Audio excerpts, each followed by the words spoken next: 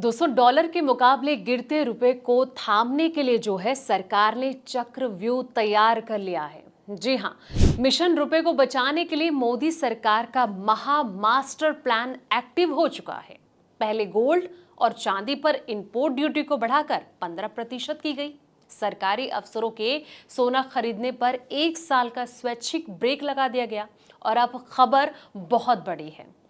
अब विदेशी मुद्रा भंडार को बचाने के लिए ड्रैगन के खिलौने से लेकर महंगे विदेशी सामानों और गैर जरूरी इंपोर्ट पर जो है सरकार बड़ी लगाम लगाने की तैयारी में है।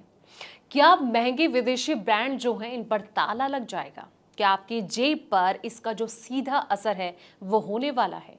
आज इसी महा प्लान की एक एक इनसाइड स्टोरी खोलेंगे, तो बने रहिए इस वीडियो के एंड तक। नमस्कार, मैं हूं आपके साथ संध्या बिष्ट और आप देख रहे हैं the economic times in they.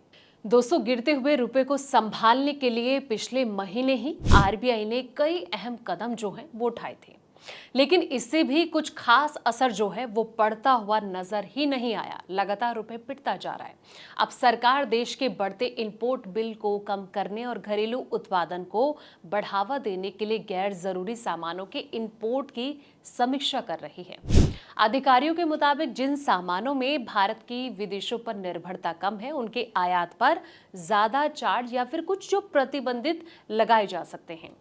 Payment balance पर भी दबाव बन सकता है। जी हाँ दोस्तों, इस मुद्दे पर अगले हफ्ते जो है पश्चिम एशिया संकट को लेकर होने वाले जो मंत्रालय की बैठक है, इसमें चर्चा हो सकती है। भारत का जो ट्रेड डेफिसिट अप्रैल में बढ़कर 28.4 अरब डॉलर पहुंच गया, जो कि मार्च में 20.7 अरब डॉलर था। इससे देश के पेमेंट बैलेंस पर दबाव बढ़ रहा है, क्योंकि विदेशी निवेश में कमी और विदेशी पोर्टफोलियो निवेश के बाहर जाने जैसी चुनौतियां भी सामने आई हैं।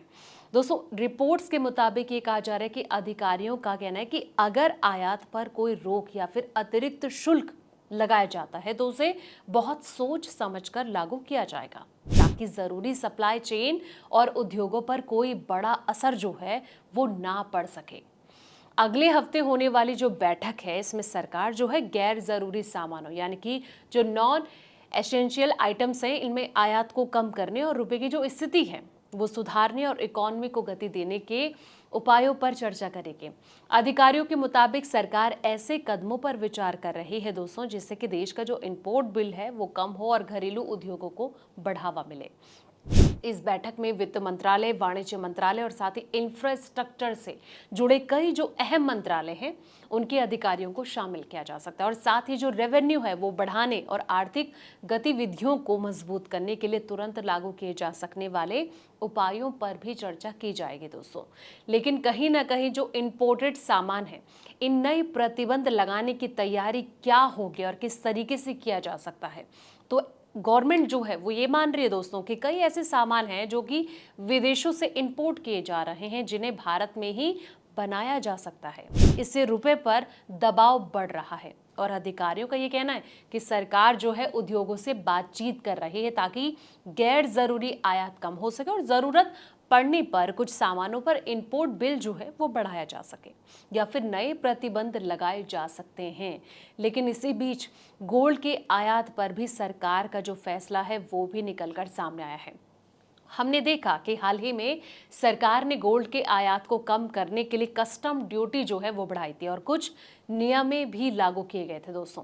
सरकार ने गोल्ड इंपोर्ट ड्यूटी 6 से बढ़ाकर 15% कर दिया था, जिसमें कि 10% कस्टम ड्यूटी और 5% सेस शामिल है। सरकार का ये मानना है कि इससे गोल्ड इंपोर्ट कम होगा, विदेशी मुद्रा भंडार पर दबाव घटेगा और देश का बढ़ता इंपोर्ट बिल नियंत्रित करने में मदद मिलेगी। एक्सपर्ट ये कह रहे हैं कि भविष्य में उठाए जाने वाले जो कदम है वो पूरी योजना और संतुलन के साथ होंगे, ताकि जरूरी सामानों और मैन्युफैक्चरिंग सप्लाई चेन पर असर ना पड़े। इसका मकसद रुपए को मजबूती देना और घरेलू उत्पादन को बढ़ावा देना है दोस्तों।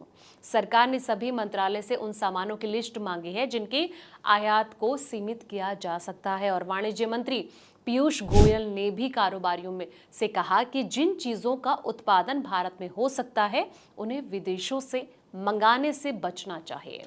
उनका ये भी कहना है कि कई रास्ते सस्ते जो आयातित सामान है इसकी क्वालिटी भी अच्छी नहीं होती है, इसलिए देश में निर्माण जो है वो बढ़ाना बहुत ज़रूरी है। इसी कारण ही कहीं ना कहीं जिस तरीके से रुपए जो है वो पिटता जा रहा है।